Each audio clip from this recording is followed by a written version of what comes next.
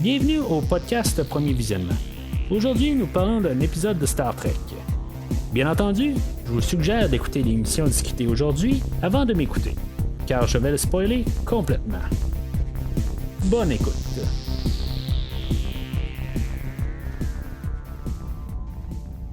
Alors, bienvenue sur le USS Discovery. Cette semaine, on est à bord du Discovery pour parler de la deuxième épisode de la troisième saison de Star Trek Discovery, Far From Home, qui n'est pas la suite du dernier épisode, That Hope Is You Part 2. C'est pas ça qu'on a, ou partie 2. C'est ce qu'on avait la dernière fois, mais en tout cas, cette semaine, on a changé le nom de l'épisode là, pour Far From Home. Je sais pas exactement c'est quoi un peu l'idée de pas avoir fait une partie 2. Ils ont comme sorti tous les noms de tous les épisodes qu'on va avoir cette saison.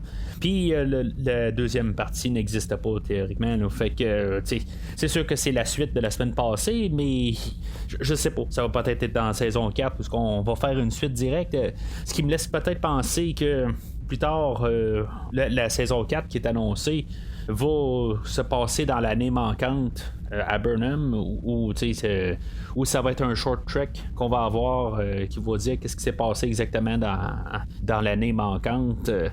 En tout cas, là je m'avance un peu beaucoup. On parlera de la fin quand on sera à la fin de l'épisode.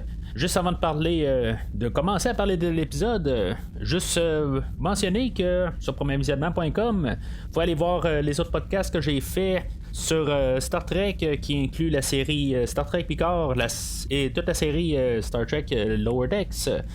Puis les 2 premières saisons là, de Star Trek Discovery en couvrant toutes les short treks au travers, puis plusieurs livres. Puis des bandes dessinées qui avaient été faites sur l'univers de Discovery, j'ai couvert ça. C'est tout sur le site de premiervisionnement.com, ainsi que plusieurs films que je couvre à chaque semaine. Vous pouvez tout trouver ça sur premiervisionnement.com. Alors, c'est ça pour ça. Alors, l'épisode d'aujourd'hui, dans le fond, la semaine passée, on avait l'histoire de Burnham. Qu'est-ce qui se passe une fois qu'elle a sauté là, de 930 années? Aujourd'hui, on a l'histoire de qu'est-ce qui s'est passé suite au Discovery, parce que on n'a pas entendu parler du Discovery du tout là, au premier épisode, là, la première. Fait que aujourd'hui, on consacre l'épisode à qu'est-ce qui s'est passé avec le Discovery.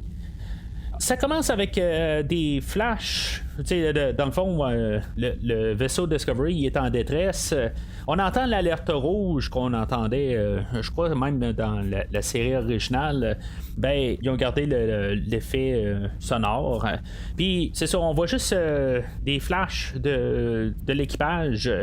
Juste rapide de même, je me rappelle pas si c'est exactement le premier plan, mais je pense que c'est le premier plan.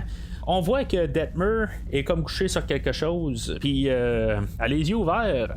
Ça prend peut-être une minute là, pour savoir qu'elle est vivante. Mais est-ce qu'elle est vivante à quel point? On va en reparler un peu plus tard, dans quelques minutes. Mais il faut savoir que tout l'équipage est tout secoué. Le Discovery il est sur le point de s'écraser sur une planète. Ils sont comme dans un champ d'astéroïdes alentour là, d'une planète. Puis finalement, ils vont s'écraser. Ça commence de même. C'est tout juste comme un peu de nous replacer rapidement, mais ça commence que le Discovery va cracher sur une planète. Ce qui me dit que ça fait plusieurs fois qu'on voit ça là, dans Star Trek. Notamment dans les films, on a vu ça 3 fois, je crois, dans tous les films. On a eu l'Enterprise dans le 3e film. On a eu l'Enterprise dans le film de Generations. Ou qu'est-ce qui restait de l'Enterprise dans Generations? Dans le fond, qu'est-ce qui restait de l'Enterprise dans Star Trek 3 aussi? Puis on l'a eu dans le dernier film là, de Star Trek Beyond. Je me dis que c'est quelque chose qui est pas nécessairement inconnu dans qu'est-ce qu'on fait. Ça va ressembler un petit peu peut-être à Star Trek Beyond, plus pour la manière que l'épisode va se dérouler aujourd'hui. Mais ça me fait penser quand même que le Discovery, qui est encore en un morceau, une fois qu'il s'est écrasé, ça c'est peut-être un peu nouveau. Les 3 autres fois qu'on l'a vu, l'Enterprise était l'Enterprise respectif du film était en morceaux où il était vraiment il est tombé totalement détruit là, une fois atterri. Mais en tout cas, aujourd'hui, le Discovery, lui, une fois qu'il écrase, ben, il réussit quand même à rester en un seul morceau. Ce que je trouve qui est quand même un petit peu ridicule, quasiment rendu là, mais. C'est ça, on aurait rajouté encore plus de choses. C'est sûr que, à quelque part, ils veulent juste nous représenter l'équipage du Discovery aujourd'hui, puis après ça, ben, on en repart pour continuer l'histoire qu'ils veulent nous donner là, pour la 3e saison. Fait que si maintenant il aurait perdu une nacelle ou quelque chose de même, ça aurait été vraiment plus problématique. Mais à quelque part, je comprends aussi de simplifier l'histoire, puis juste dire que le Discovery est pogné, il a écrasé. Puis il faut juste faire une petite affaire pour le remettre en route. Fait qu'on a notre générique. Puis comme j'ai parlé tantôt, ben j'ai parlé de Detmer. Detmer, elle a été sonnée solide dans l'écrasement. On peut voir qu'il y a quelque chose qui marche pas nécessairement. Même elle va être envoyée à l'infirmerie, puis elle va être vérifiée, puis on va dire qu'elle est correcte. Mais, en tout cas, d'après moi, là, ça sent peut-être la fin du personnage, ou on va faire quelque chose avec ce personnage-là. Je sais pas exactement quoi, mais ça sent quelque chose avec ce personnage-là. Je pense qu'on nous place là des idées.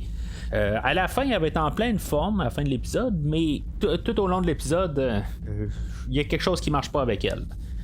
En tout cas, ça va être à savoir là, dans le prochain épisode, qu'est-ce qu'on fait avec elle. Je veux dire, c'est comme dommage si, mettons, on a décidé qu'on gardait ce personnage-là, mais aussi je sais qu'il y a d'autres personnages qui s'en viennent pour la série comme régulier, fait que quelque part, si on a du nouveau monde, ben normalement il faut comme échanger un peu. La dernière fois, ben on a enlevé le personnage d'Ariam, on l'a à peu près remplacé par le personnage de Nan. En tout cas, je mets ça dans l'air un peu, mais je me dis par logique, surtout qu'on veut laisser souvent Burnham comme principal. Fait que si on est rendu avec trop de personnages secondaires, il faut qu'on fasse des échanges. Ça, c'est point de vue script. Est-ce que je suis d'accord avec ça? Ben, en tout cas, ça on verra une fois là, qu'on aura remplacé nos personnages prochainement. Puis, tu sais, en même temps, ben, qu'on aille transférer notre équipage directement là, de ce qu'on était dans saison 2, puis que on s'en vient dans saison 3, puis que qu'on ait choisi des personnages qui continuent, puis qu'elle sera morte tout de suite en partant. C'est sûr que je m'aurais dit, bon ben, c'est comme un peu niaiseux comme idée, quelque part. Peut-être qu'on aurait dû la flusher carrément, puis qu'elle reste soit là, dans le temps normal, ou qu'elle soit tuée à la finale, tu sais. Mais en tout cas, rendu là, c'est sûr qu'il se passe des choses avec les acteurs. Les acteurs, ils ont pogné un contrat un peu plus payant, ou quelque chose qui peut faire avancer leur carrière. Ça, c'est des choses qui se passent des fois entre les saisons, puis le temps qu'on ait toute la production, tout ça. Fait que c'est pas inconnu. On a déjà vu ça même dans Star Trek, comme le personnage de Tasha Yar qui était pas à l'aise avec le show en soi, puis finalement ben, elle a décidé là, qu'elle devait quitter. C'est des choses qui sont déjà arrivées auparavant, mais quelque part, si pour une question d'histoire, ben, on est capable de faire quelque chose avec elle, ben, je préfère quelque part qu'on ait un peu d'emphase sur elle, que tout d'un coup, Ariam, l'épisode qu'on décide qu'on fait quelque chose avec elle, ben, c'est juste l'épisode pour nous en départir, mais que finalement, avant, on n'a rien eu de elle du tout. Là, fait que peut-être que là, on place juste des morceaux un peu partout, puis on verra ce qui va se passer éventuellement, mais en tout cas, fait que je laisse ça à ça pour l'instant. On va nous réintroduire à pas mal tout l'équipage un à un. Ils vont chacun avoir une tâche à faire. Pour, dans le fond, juste pour montrer qu'ils ont quelque chose à faire, dans le fond. On va nous faire une mise au point quand même, nous montrer qu'ils sont seuls, ils sont déconnectés de tout. Ils sont vraiment isolés, mais ils sont quand même vivants, puis que quelque part, ben, je veux dire, il va falloir qu'ils fassent des réparations au plus vite. Puis que quelque part, ben, il va manquer du rubidium, que dans le fond, il va falloir qu'ils trouvent, puis ça l'empêche aussi la communication. Puis ben c'est ça, fait que il va falloir qu'ils travaillent là-dessus, puis on va envoyer Tilly puis Saru aller chercher ça pendant que tout le restant de l'équipage travaille sur le restant du vaisseau. On va avoir l'introduction de Stamets, ou la réintroduction de Stamets à l'infirmerie, que lui s'était fait vraiment ramasser à la fin de la saison 2. Puis dans mon livre à moi, c'est quasiment comme une scène prolongée. Rendu là, il faut voir toute sa relation avec Culber, qui avait été réglée dans le dernier épisode, la finale de la saison 2. Puis je trouve ça quand même curieux à quelque part. Je veux dire, on en met pas mal le paquet tout. J'ai rien contre ça pour ce que c'est, mais c'est juste que je regarde la scène, je me dis bon ben c'est ok, tout d'un coup normalement la manière que Discovery va, ben on intercoupe tout le temps ou on y va tout le temps là, de plein fouet.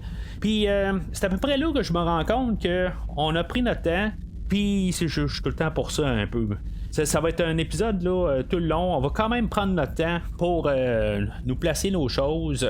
On ne garochera pas tout trop rapidement. Oui, l'histoire elle va se passer là, en 53 minutes.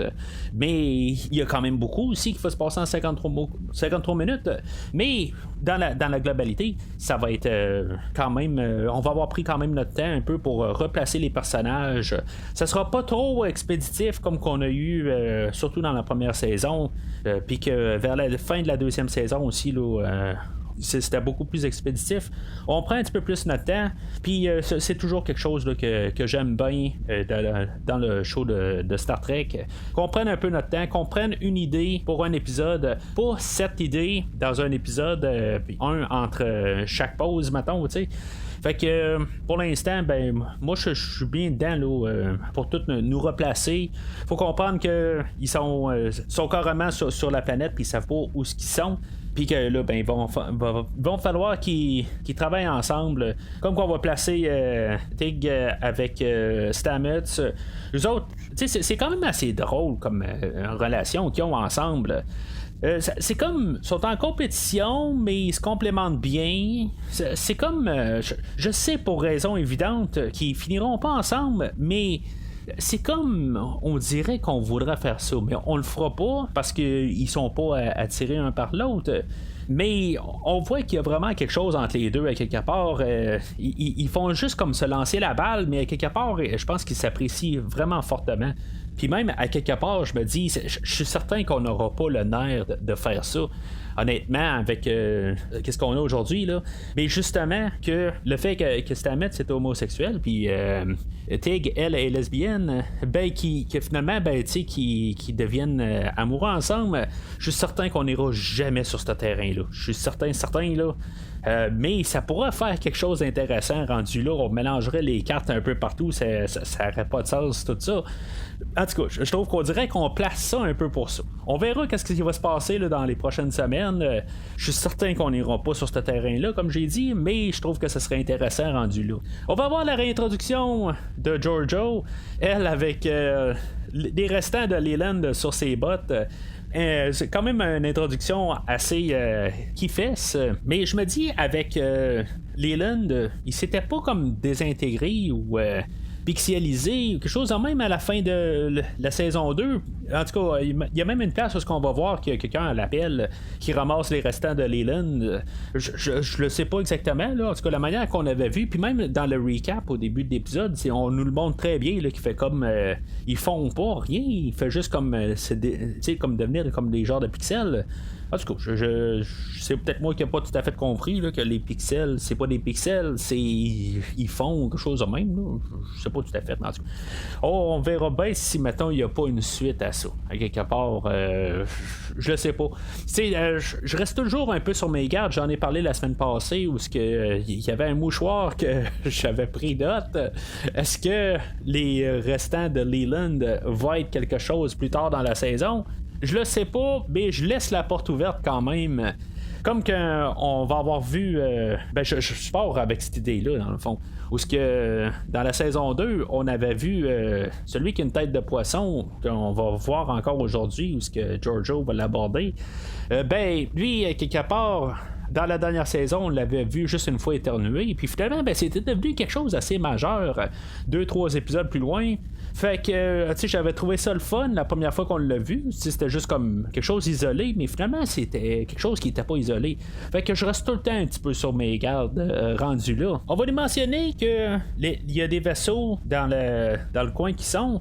Dans la galaxie il y a des vaisseaux qui se promènent mais pas de délithium, fait que c'est à savoir comment que ça va se dérouler plus tard dans la saison, mais comme on a appris au dernier épisode, ça ils vont un peu peut-être y penser, mais c'est en tout cas ils sont pas tout à fait au courant de ça. Ils vont se dire on va aller essayer d'échanger du délithium pour avoir qu'est-ce qui nous manque là, pour faire nos communications avec d'autres vaisseaux, tout ça. Fait que y a Tilly puis Saru qui vont partir les deux à la recherche de ça.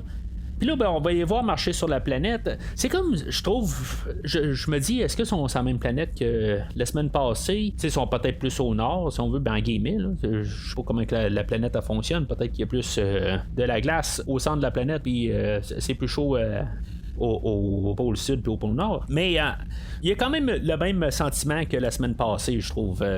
On a juste remplacé dans le fond du désert par de la glace, mais je veux dire, juste le sentiment que c'est vide, je trouve que ça ressemble beaucoup à l'épisode de la semaine passée. Puis comme la semaine passée, ça sera pas long. Ils vont rentrer tout de suite en contact avec quelqu'un. Ils vont le suivre. Dans le fond, lui, il semble pas vouloir rentrer en communication avec eux autres. Fait que il s'en va. Puis ils vont le suivre. C'est là que ça va me faire penser à quelque chose. Un jeu qui s'appelle Doom de 1993, si je me rappelle bien. Ce jeu-là, c'est un jeu qui n'a pas de l'air vraiment là, de Star Trek, mais que, en tout cas, je veux dire, c'est un jeu bien populaire, puis que probablement vous savez exactement de quoi je parle. Il y a même, c'est une série qui existe encore. Il y a des endroits dans ce jeu-là où tu te promènes, puis que tu rentres dans un téléporteur, puis tu sais, des fois, tout a de l'air bien ouvert, mais quelque part, tu passes une telle ligne, puis tu téléportes. Fait que ça me fait penser vraiment à ça. Je veux dire, on marche, il y a comme une entrée, mais finalement, c'est une fausse entrée, puis t'apparais à quelque part d'autre, puis il se ramasse dans un saloon du temps des cowboys. C'est vraiment ça qu'on voit comme visuel. Il y a vraiment les portes de saloon en plus. Puis un peu plus tard, on va avoir une bagarre type ce qu'on a là, dans les westerns. Mais en tout cas, avant d'arriver là, eux autres vont arriver sur place, puis c'est là un peu je me dis, est-ce que c'est un restaurant, un saloon, ou une place où on vient prendre un coup? Parce qu'on dirait qu'il y a vraiment un barman, puis il y a quelqu'un à une table, tout a l'air bien normal, ou ça a l'air être plus un petit commerce. Puis, je veux dire, tout le monde est comme vraiment sur les nerfs, là, je veux dire, sont prêts à tirer n'importe quand. En tout cas, on sait pas exactement qu'est-ce que ça fait cette place-là, parce qu'à quelque part, tout de suite, ils se retournent de bord, puis finalement, ils disent, ils pointent tout au fusil, en tout cas, leur phaser ou le rayon, en tout cas, appelez-les comme vous voulez. Là. Fait qu'ils vont traiter quand même assez rapidement. Puis il va y avoir un personnage là-dedans là, qui s'appelle Cal qui va tout de suite les aborder correctement. Il va baisser son arme. Puis il va commencer un peu à interagir avec eux autres. Les autres qui sont là sont un petit peu plus réticents, mais Cal est un petit peu plus ouvert, sachant qu'ils viennent de la Fédération, mais il comprend qu'il y a quelque chose qui marche pas. Quelque part, là, il pose des questions un peu là, pour essayer de comprendre pourquoi ils sont pas à jour là, dans tout ce qui se passe avec la Fédération. Comme prévu, ils vont échanger ils veulent échanger du dilithium pour avoir leur réparation là, le centre de communication. Fait que eux autres, c'est pas un trouble. Ils ont une affaire là, des matériaux reprogrammables qui est comme dans le fond les replicators qu'on avait là, quand on écoutait la série de Next Generation. C'est comme un peu le même principe, c'est juste que là on le voit plus se former là, mais en bout de ligne c'est quelque chose qu'on a déjà vu là. C'est juste qu'aujourd'hui, visuellement, on est capable de faire plus que faire apparaître quelque chose dans un four micro-ondes. C'est pas mal ça la seule différence. Il va y avoir un personnage qu'on va mentionner, qu'on va montrer dans le fond, là, c'est un messager, là, un transporteur, là, comme qu'on avait le personnage de Book la semaine passée. Lui, Zahir, qu'on va voir juste après ça, ben on voit qu'il est comme lui, il les estorque un peu pour le dilithium. Puis quand on sait qu'il apparaît, ben on va mentionner à Saru et à Tilly, ben ce sera peut-être pas le temps que vous partiez parce que ça va mal aller. Puis ils n'ont pas le temps de se sauver. Puis Zahir arrive. Faut comprendre assez rapidement que Zahir, c'est pas un bon garçon. Puis il va tuer Cal quasiment gratuitement. Tu sais, dans le fond, il y a une arme qui tue pas tout de suite. Ça fait juste comme faire souffrir la personne. Puis après ça, ben éventuellement, la personne elle succombe à ses blessures. Mais en même temps, moi, d'après moi, là, je sais pas si c'est notre guillemets grand méchant là, de la saison. Je suis un petit peu tanné de ça. Je vais le mentionner vite de même. Mais c'est pas où ce que je veux en venir. Le méchant en soi, c'est sûr qu'à quelque part on va le revoir. T'sais, la manière qu'on le voit arriver, tout ça, il y a comme une présentation qui est faite. Je pense que ça vaut plus que le 10 minutes qu'on va le voir aujourd'hui. Je pense que ça va valoir pas mal plus à quelque part. C'est sûr qu'on va le revoir après toute la bataille qu'on a après, puis que finalement ben, on le laisse vivre. Je me dis, c'est certain qu'il va devoir avoir une autre confrontation avec ce personnage-là.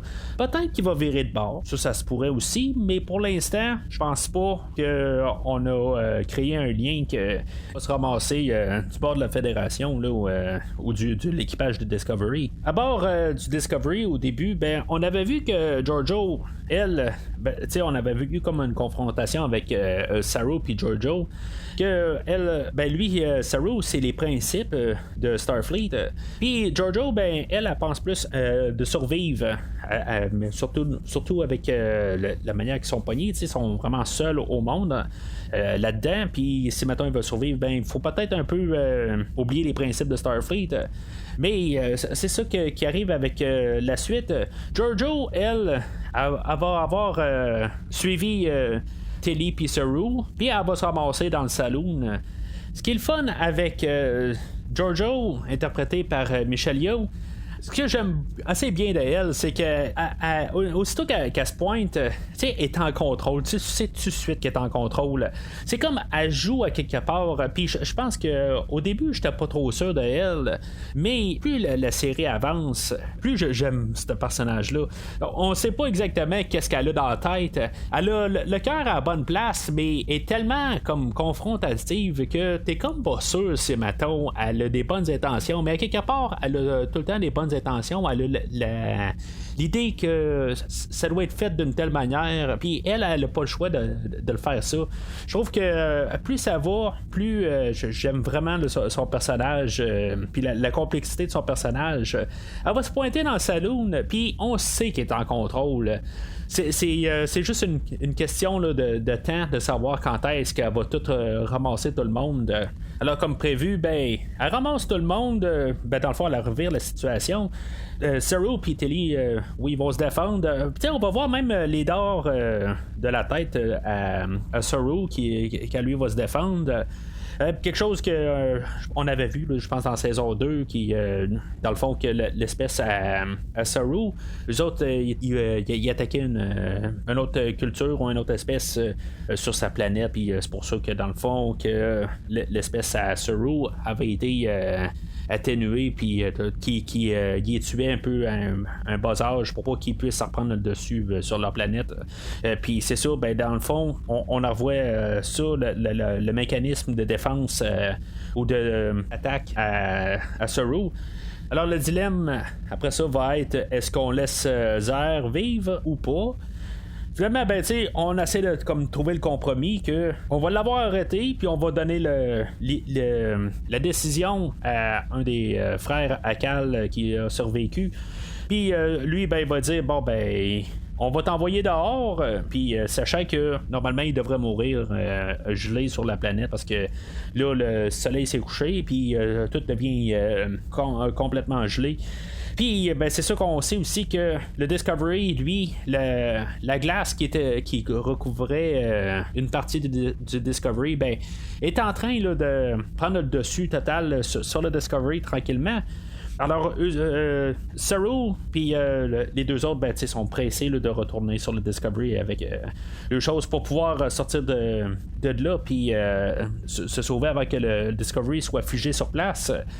On voit vraiment que la glace se forme vraiment à vue d'œil. Pendant ce temps-là, juste un petit peu avant, on avait Tig et Stamets qui... on avait vu qu'ils n'étaient pas à leur 100%, mais qu'à quelque part, il fallait qu'ils fassent... les réparations, quasiment peu importe comment ils étaient en mauvais état, il fallait que ça se fasse. On les aurait pas renvoyés travailler s'ils n'étaient pas à 100%, mais dans le fond, c'est un peu une question d'orgueil pour les deux personnages. Mais Tig, elle va rester assise tout le long. Elle va dire un peu à Stamets que, regarde, tu devrais peut-être pas faire ça, puis on va envoyer le lieutenant Nelson. Puis, par orgueil, Stamets, il va monter là, dans le Jeffrey's Tube. Qui va être pas une bonne idée pour lui quand même. En bout de ligne, le vaisseau va être secoué, puis Stamets va être secoué aussi. On va amener Culber parler à Stamets pour l'aider un peu à se replacer, ou plus juste pour le reconcentrer. Puis en bout de ligne, il y avait juste quelque chose à plugger, il y avait juste une petite porte à ouvrir, puis à remettre quelque chose, échanger un connecteur. Puis c'est tout. Je veux dire, c'est pas que je voulais avoir quelque chose de trop élaboré, mais j'ai juste trouvé comme c'était c'était juste ça qu'il y avait à faire. je sais pas, en tout cas. Il me semble que le Discovery s'est fait vraiment ramasser, puis finalement, c'est juste un connecteur. Tu sais, il y a d'autres choses. On a vu aussi d'autres personnes en train de travailler sur le Discovery, puis en train de faire des grosses réparations. Ça, on l'a vu, mais c'est comme la seule affaire qui manquait pour tout remettre en route, c'était un connecteur. En tout cas, fait que, c'est correct, là, c'est pas nécessairement une critique. C'est juste que je trouve que c'est la manière que la scène elle sort, ça paraît un petit peu trop rien pour tout ce qu'on voit depuis tantôt. C'est juste trop simple comme résolution. Fait que le Discovery, il est prêt à partir, puis il essaie de sortir de la glace. C'est comme on avait vu, genre 10 minutes avant, on voyait que la glace se formait tranquillement sur le Discovery à vue d'œil. Puis là, pendant que le Discovery essaie de sortir de là, la glace, elle se forme encore plus rapidement. Tu sais, je le sais pas. C'est sûr qu'avec l'informatique, c'est tout le temps plus facile là, de programmer un petit peu plus là, de glace qui apparaît, tout ça, mais je trouve ça un petit peu ridicule. J'aime pas tout à fait ça exactement. Là. Je sais qu'il faut comprendre que le Discovery est pogné, mais puis qu'il faut montrer qu'il essaie de sortir, mais je sais pas. Il y avait une manière plus efficace. Normalement, il n'aurait pas dû bouger. Je trouve que ça aurait paru encore plus. Qui sont encore plus pognés. Pas le Discovery qui essaie de se décoincer comme un animal, quelque part. Je veux dire, qui force puis que ça bouge pas du tout. Je trouve que ça aurait été quelque chose qui aurait fait plus visuellement. Dire, il est vraiment coincé. T'sais.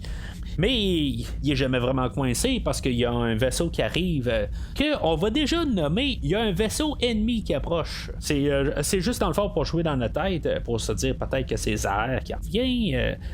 C'est pas exactement, c'est peut-être la troupe à Cal qui revient puis que finalement ils veulent avoir tout le délithium du Discovery. On sait pas exactement tout à fait, mais on veut comprendre que on veut pas savoir c'est qui le vaisseau ennemi. Dans le fond, là, c'est le Discovery, il est vraiment mal placé. Puis même, on va prolonger le suspense. On voit qu'il y a un rayon tracteur là, qui sort le Discovery du trou, mais là, on se dit, bon, là, il s'est fait pogner par Zahir ou quelqu'un d'autre. Mais c'est ça, on prolonge, ok. On a même, je sais pas si c'est Lieutenant Bryce ou un autre, on dit qu'est-ce qu'on fait exactement là. T'sais, on a Saru qui est long à prendre une décision. On sait très clairement que c'est Burnham qui est venu à leur rescousse. C'est juste que je sais pas. J'ai l'impression que c'était un petit peu éternel comme scène. Mais l'autre côté, je veux pas dire ça, j'apprécie quand même qu'on a pris notre temps, parce que si mettons on arrêtait en montage la fin de la saison 2 ou la première saison de Discovery, je pense qu'on n'aurait jamais eu de genre qu'est-ce qu'on fait, t'sais, ou on aurait dit qu'est-ce qu'on fait, mais tout de suite en même temps en disant le mot fait, ben on aurait eu tout de suite les communications ouvertes, puis on aurait vu la face à Burnham assez rapide. Fait que là, qu'on essaye quand même de prendre notre temps puis avoir des révélations tranquillement, ben c'est toujours quelque chose que j'apprécie. Je le dirai jamais assez. Puis la grosse découverte, le gros punch de la fin de la saison de l'émission, c'est qu'on est 931 années plus tard que la saison 2. En tout cas, fait que l'épisode elle termine là. Savoir le prochain épisode, on va être avec notre équipage de Discovery complet, avec le personnage de Book. Puis qu'est-ce qui s'est passé à la suite de la dernière épisode, parce qu'il y a une année totale qui s'est passée, fait que il va y avoir eu des relations probablement avec Burnham, comment que ça s'est passé par la suite. Puis probablement qu'on va avoir d'autres personnages là, qui vont se pointer assez, je veux dire, qui vont prendre la place assez drastiquement. Peut-être la raison pourquoi on va voir Detmer partir ou quelque chose de même. Ça, c'est juste la supposition. Je sais pas si elle va partir, je veux juste mettre ça clair.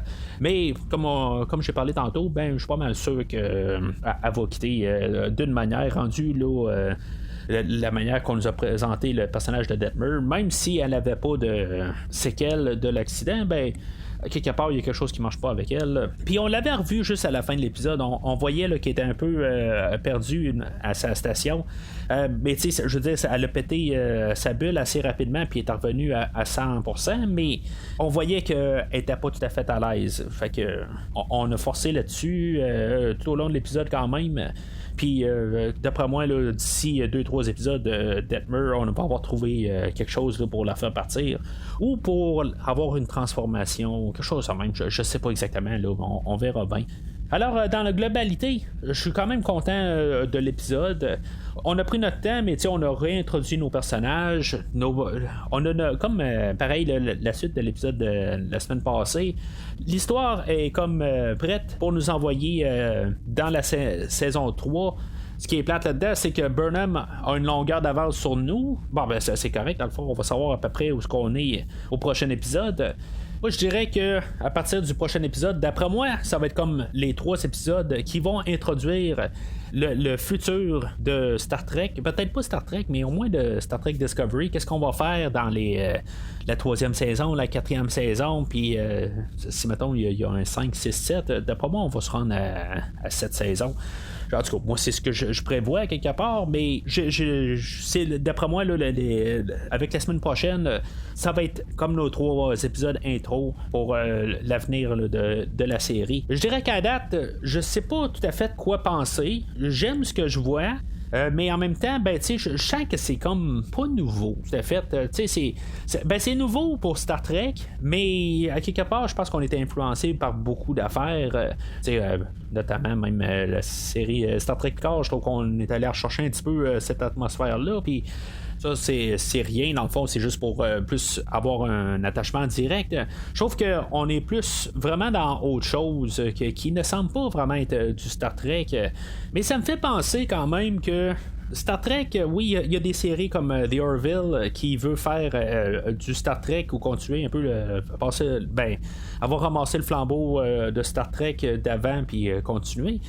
La manière que moi je vois ça, c'est que Star Trek, la version présente, veut aller plus loin que d'être limité à ce qu'il y avait avant. Si mettons, on veut voir ce qu'il y avait avant, ben on a déjà plusieurs séries qu'on a eu dans le passé, puis là, ben, on veut être un peu à l'avant-garde, puis donner un souffle nouveau dans la série. La vieille version de Star Trek, c'est. En tout cas, je veux pas dire c'est planté, parce que dans mes yeux, ça s'est vraiment pas planté. Ça l'a terminé avec Star Trek Enterprise, puis ça l'a fini abruptement. Ils ont dû fermer toute la production rapide. Je pense qu'ils veulent pas refaire ça. Ils veulent essayer de donner une nouvelle direction pour qu'on puisse continuer avec l'univers de Star Trek pour des années futures, en se gardant avec l'ancien format. C'est pas que c'était pas bon, mais on serait juste en train de pas innover, puis finalement, ben, on s'épuiserait assez rapidement par le fait qu'on n'innove pas nécessairement, on va pas de l'avant. Bon, à quelque part, j'ai vu sur Internet, il y a même quelqu'un qui a commenté sur mon post la semaine passée. Désolé, je sais pas votre nom, je suis sincèrement désolé. Mais que la série, pour l'instant, a fait penser beaucoup à la série Andromeda qui avait été pris des idées là, de Gene Roddenberry. OK, je veux dire, c'est correct à quelque part. On prend des idées d'ailleurs, puis ça veut pas dire. Ça veut dire d'un côté que oui, on n'innove pas nécessairement, mais à quelque part, on veut donner quelque chose de nouveau à Star Trek. Puis moi, je suis pour ça. À quelque part, si maintenant on veut écouter du vieux Star Trek, ben, on a encore plein de séries. Là. On a Voyager qu'on peut réécouter, on a Enterprise, on a Star Trek Next Generation. On peut tout réécouter tout ça avec Deep Space Nine puis la série originale. Mais si mettons on veut rejoindre aussi dans l'univers, ben on a Picard, on a Lower Decks puis on a Discovery. Pour élargir l'univers, on reste dans le même univers, mais on change un peu les choses. Puis c'est ça, moi c'est comme ça que je vois ça, comme ça que je vois pas mal tous les films, tout ce que j'écoute. Quand on a tout le temps la même affaire à quelque part, ben je trouve que ça devient redondant. Puis ça, c'est dans la musique, c'est dans tout ce que j'écoute, ou que ça soit film, série ou musique. Quand on essaie d'apporter un produit ou essaie de construire constructivement dans un univers, ben j'apprécie pas mal plus ça que quand maintenant on est en train là, de refaire la même chose, puis qu'on essaie de se dire hey, c'est un nouvel album, mais dans le fond on refait la même affaire. C'est ça que des fois j'ai un petit peu de misère dans la totalité quand on fait la même affaire. Puis là, ben, on a un nouvel univers là, de Star Trek. Oui, il emprunte de beaucoup d'univers séparés, mais il essaie de faire quelque chose pour l'univers de Star Trek. Il essaie d'innover dedans. Puis c'est ça que j'apprécie beaucoup. C'est sûr que la semaine prochaine, on va savoir exactement ce qu'on veut faire avec le nouveau Star Trek. Puis c'est sûr que ben, je vais être là pour en discuter en long et en large avec vous. Alors, c'est tout pour cette semaine. La semaine prochaine, on va parler du 3e épisode, comme je viens de mentionner. Puis en même temps, ben, au podcast, je vais couvrir, c'est le mois d'octobre, on parle d'horreur. Je vais parler du film Vendredi 13, chapitre 5, Une nouvelle terreur. Podcast à ne pas manquer si vous êtes amateur de films d'horreur des années 80.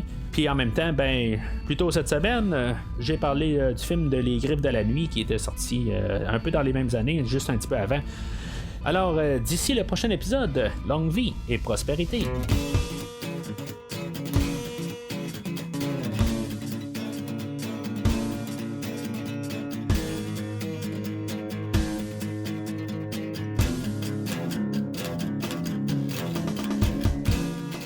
Merci d'avoir écouté cet épisode de Premier Visionnement. J'espère que vous vous êtes bien amusés.